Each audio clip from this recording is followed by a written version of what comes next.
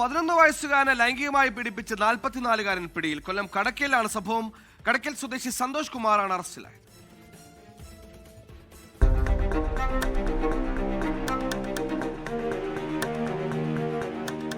കഴിഞ്ഞ ദിവസം ചെരുപ്പ് വാങ്ങാൻ കടയിൽ പോയ പ്രായപൂർത്തിയാകാത്ത 2 കുട്ടികളെ സന്തോഷ് ബൈക്കിൽ കയറ്റി.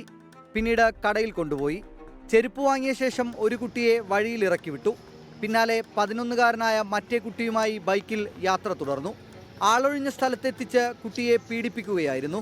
ഭയന്ന കുട്ടി സന്തോഷ് കുമാറിൽ നിന്ന് ഓടി രക്ഷപ്പെട്ട് റോഡിലെത്തി കരഞ്ഞു. നാട്ടുകാരുടെ സഹായം തേടി.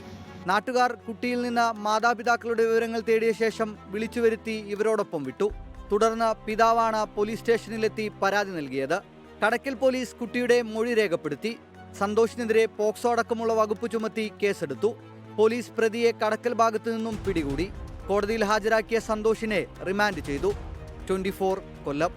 ലോകത്തെവിടെയായാലും ഏത് സമയത്തും 24 വാർത്തകളും ഓഗ്മെന്റഡ് റിയാലിറ്റി പാക്കേജുകളും എക്സ്പ്ലെയിനറുകളും വിശദമായി കാണാൻ ഞങ്ങളുടെ യൂട്യൂബ് ചാനൽ നിങ്ങൾക്ക് സബ്സ്ക്രൈബ് ചെയ്യാം.